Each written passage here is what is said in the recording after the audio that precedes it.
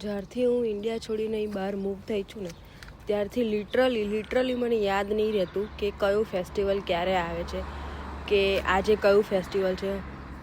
અમાર માટે તો ખાલી સવાર ઉઠો, કોમે જાઓ, કોમે જઈને પાછા આવો, ખાવા બનાવીને ખાઈને સૂઈ જાઓ.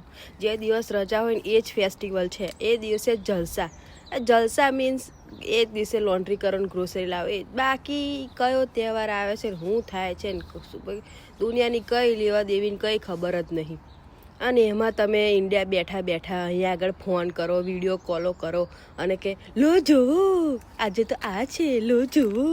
તો અહીં બિચારા અમે બેઠા હોય ને કોમે આવ્યા હોય એમને કેવું થાય યાર, કેવું થાય. આ સારું લાગે યાર, તમે અમારા જેવા લોકોનો જીવ બારો સારું લાગે તમને? તમારે શું, તમને ઠંડક મળે છે અંદરથી?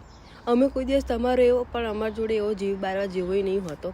પણ અમે એવો જીવ બારીએ છીએ કે જો અમે અહીં ફરવા આવ્યા, કેમ કે અમે જતા જ નહીં ફરવા. હું જીવ બારવાના હતા? આવું ના કરો. અમે અહીં ભૂલી જતા હોઈએ કે આજે તહેવાર છે, જે સારું છે. કેમ કે યાદ કરીને ખોટા પછી એમ થાય કે યાર ઇન્ડિયા હોત તો આમ કરત ને તેમ કરત, એમ કરતાં બેટર યાદ જ નહીં રહેતું. Good thing. બટ એમાં તમે ફોન કરીને સ્ટેટસો મૂકીને યાદ ના કરાવડાવશો. કોઈક બિચારું સગમમથી બહાર આવતું હોય અને તમે એમને કોઈક નવું અહીં મૂવ થયું હોય ને તમે એમને એવું કહો કે યાર અમે તો આજે આમ કર્યું તેમ કર્યું. અરે યાર પણ હા ભાઈ હવે કર્યું, પણ તમારું સુધી રાખો ને. પેલું બાપડું બેરે થઈને અહીં આવ્યું હોય, સેટ થતું હોય, બે આહુડા ઓછા પાડતું હોય ને એમે તમે યાદ કરાવડાવી દો. એને તેવું થાય ને એને કરતાં ઇન્ડિયા રહી હોત તો આગળ પડત. ના કરો આવું, ના કરો.